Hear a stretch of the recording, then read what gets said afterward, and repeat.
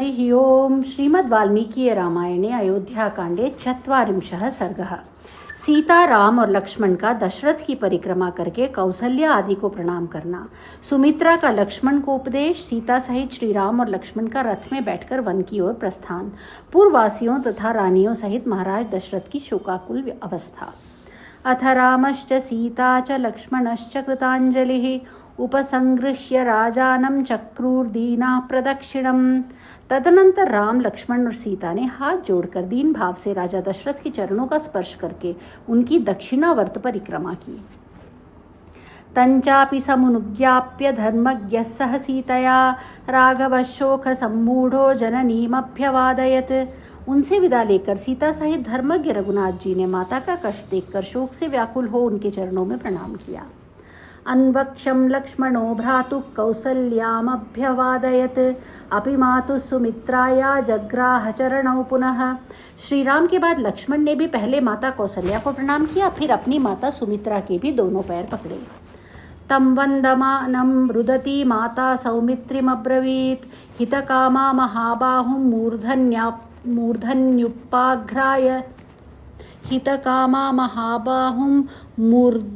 मूर्धन्युपाघ्राय लक्ष्मणम। अपने पुत्र महाबाहु लक्ष्मण को प्रणाम करते देख उनका हित चाहने वाली माता सुमित्रा ने बेटे का मस्तक सूंघकर कहा, सृष्टस्त्वं वनवासाय स्वनुरक्तसृहज्जने रामे प्रमादं मा कार्षि पुत्र भ्रातरि गच्छति।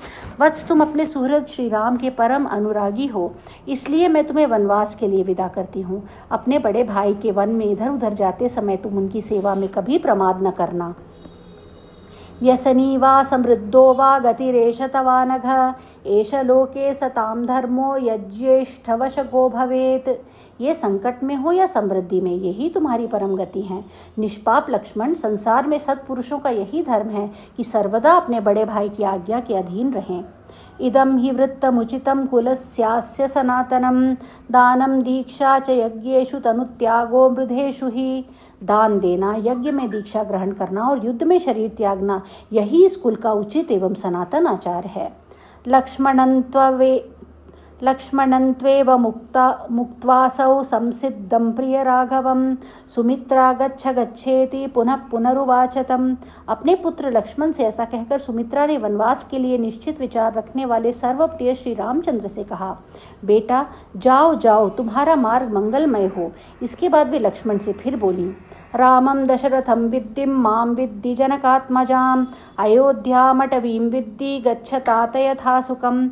बेटा, तुम श्री राम को ही अपने पिता महाराज दशरथ समझो, जनक नंदिनी सीता को ही अपनी माता सुमित्रा मानो और वन को ही अयोध्या जानो। अब सुख पूर्वक यहाँ से प्रस्थान करो।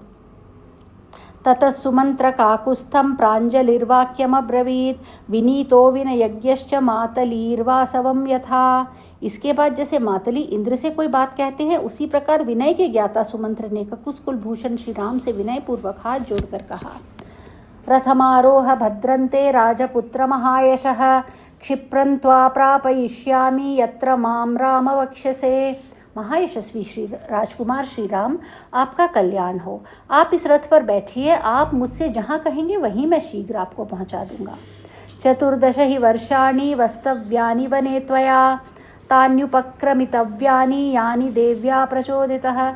आपको जिन 14 वर्षों तक वन में रहना है उनकी गणना आज से ही आरंभ हो जानी चाहिए, क्योंकि देवी कैकेयी ने आज ही आपको वन में जाने के लिए प्रेरित किया है। तं रथं सूर्य संकाशं सीता हृष्टेन चेतसा आरुरोह वरारोहा कृत्वा अलंकारमात्मनः।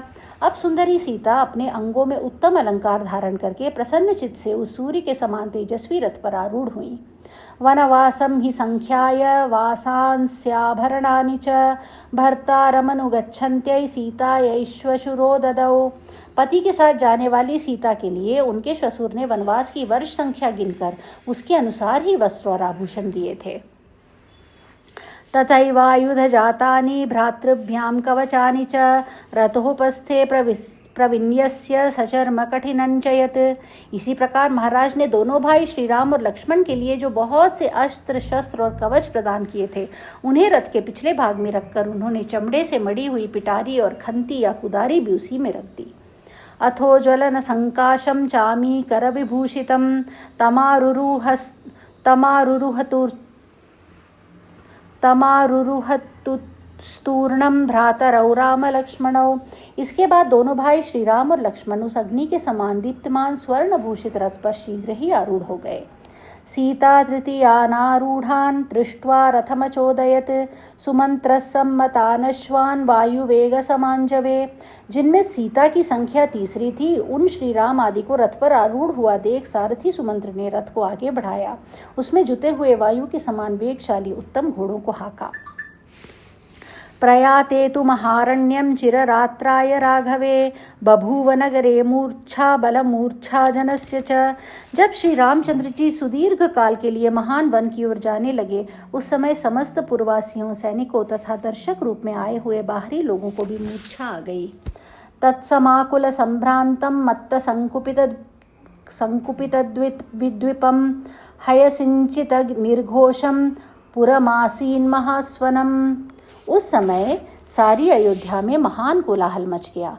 सब लोग व्याकुल होकर घबरा उठे। मतवाले हाथी श्री राम के वियोग से कुपित हो उठे और इधर उधर भागते हुए घोड़ों के हिनहिनाने एवं उनके आभूषणों के खनखनाने की आवाज़ सब ओर गूंजने लगी। ततः सबाल वृद्धा सा पुरी परम पीड़िता राममेवाभिदुद्राव घर्मार्तसलिलं यथा। अयोध्यापुरी के आबाल वृद्ध सब लोग अत्यंत पीड़ित होकर श्री राम के ही पीछे दौड़े, मानो धूप से पीड़ित हुए प्राणी पानी की ओर भागे जाते हों। पार्श्वतः पृष्ठतश्चापि लम्बमानास्तदुन्मुखाः बाष्पपूर्णमुखा सर्वे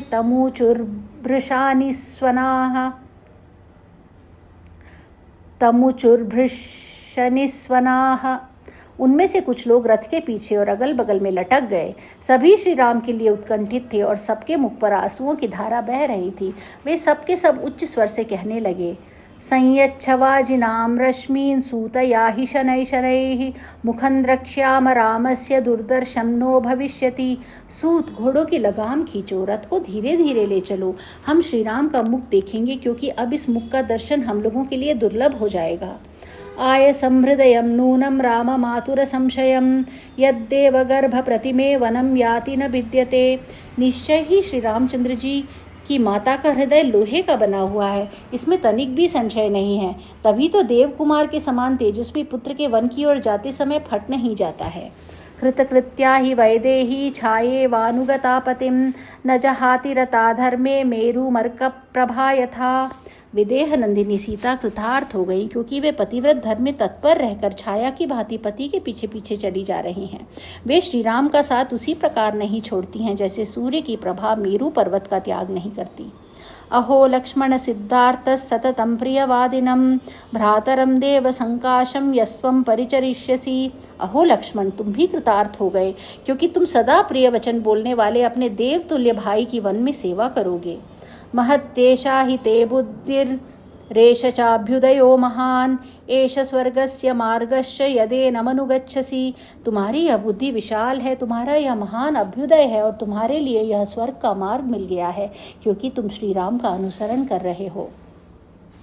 एवं वदन्तस्ते सोढुं न शेकुर्वाष्पमागतं नरास्तमनुगच्छन्ति प्रियमिक्ष्वाकुनन्दनम्। ऐसी बातें कहते हुए वे पूर्वासी मनुष्य उमड़े हुए आंसुओं का वेग न सह सके। वे लोग सबके प्रेम पात्र इक्ष्वाकु कुलनंदन श्री रामचंद्र जी के पीछे पीछे चले जा रहे थे। अथ राजा वृतस्त्रीभिर्दीनचेतनः निर्जगाम प्रियं पुत्रं द्रक्ष्यामिति ब्रुवन् गृहात्।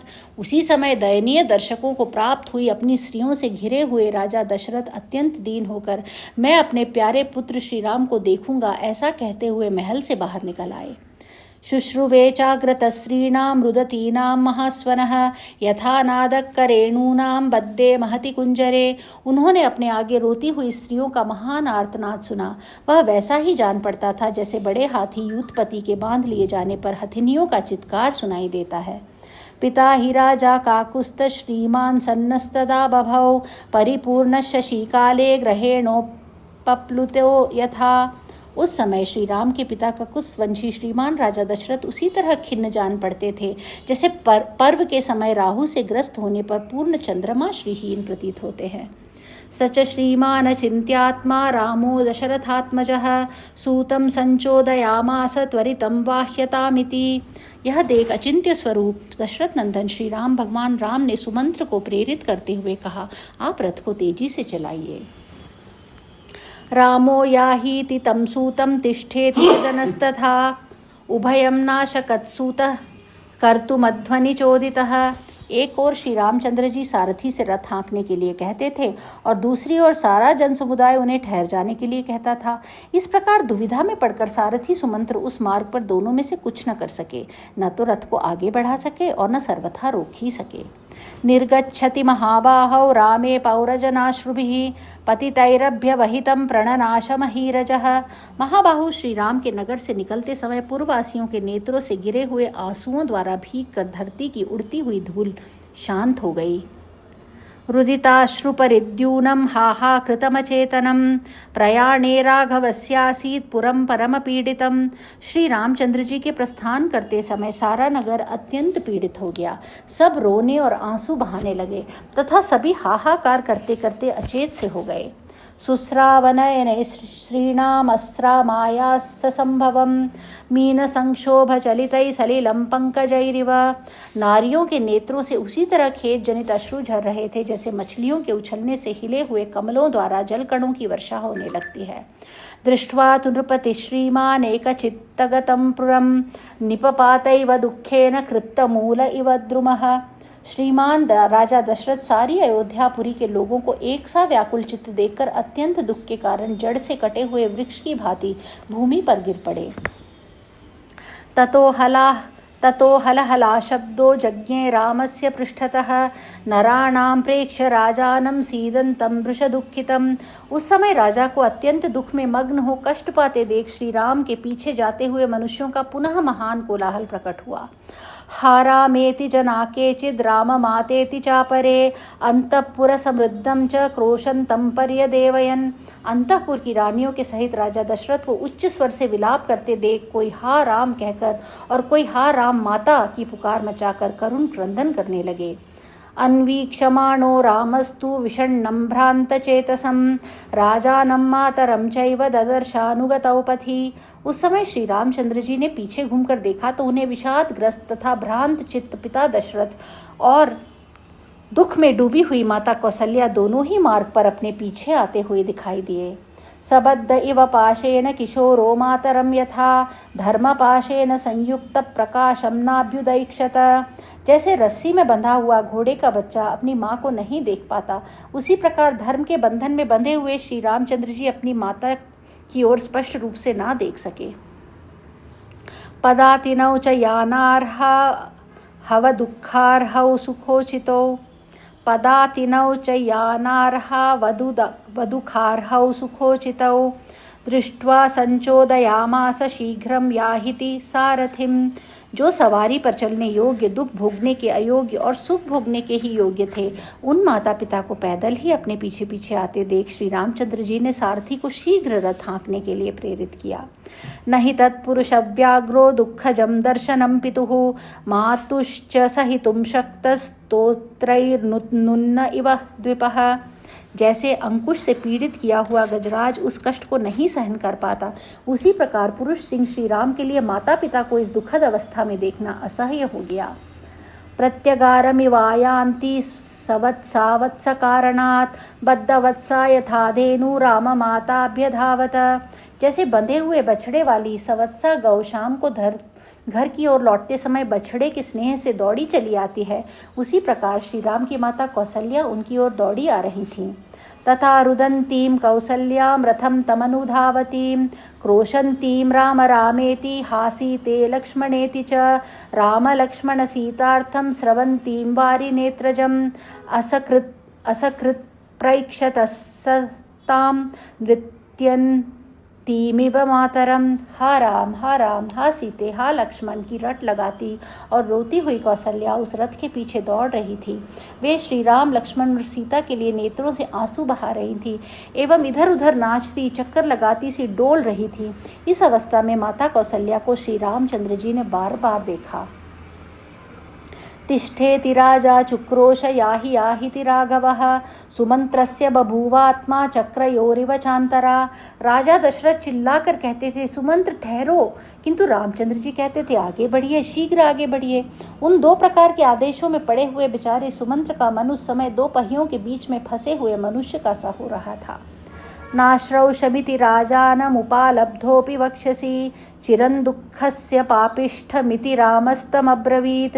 उस समय श्री राम ने सुमंत्र से कहा, यहाँ अधिक विलंब करना मेरे और पिताजी के लिए दुख ही नहीं, महान दुख का कारण होगा। इसलिए रथ आगे बढ़ाइए। लौटने पर महाराज उलाहना दें तो कह दीजिएगा मैंने आपकी बात नहीं सुनी। सरामस्य वचकुर्वन्ननुज्ञाप्य च तन्जनं व्रजतोऽपि हया शीघ्रं चोदयामास सारथिः। अंत में श्री राम के ही आदेश का पालन करते हुए सारथी ने पीछे से आने वाले लोगों से जाने की आज्ञा ली और स्वतः चलते हुए घोड़ों को भी तीव्र से गति से चलने के लिए हाँका। न्यवर्तत जनो राज्ञो रामं कृत्वा प्रदक्षिणं मानसाप्याशु वेगेन नन्यवर्तत मानुषम। राजा दशरथ के साथ आने वाले लोग मन ही मन श्री राम की परिक्रमा करके शरीर मात्र से लौटे, मन से नहीं लौटे, क्योंकि वह उनके रथ की अपेक्षा भी तीव्रगामी था। दूसरे मनुष्यों का समुदाय शीघ्रगामी मन और शरीर दोनों से ही नहीं लौटा। वे सब लोग श्री राम के पीछे पीछे दौड़े चले गए।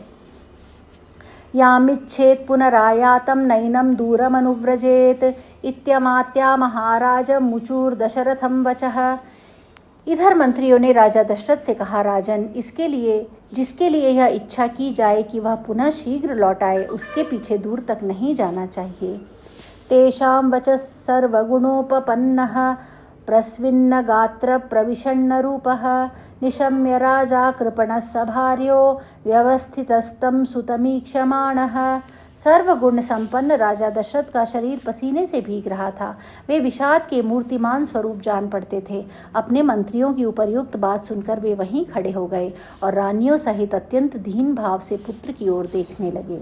इत्यार्षे श्रीमद् रामायणे वाल्मीकि आदि काव्ये अयोध्या कांडे ४४ सर्गः। इस प्रकार श्री वाल्मीकि निर्मित आर्ष रामायण आदि काव्य के अयोध्या कांड में 40वां सर्ग पूरा हुआ। हरि ओम।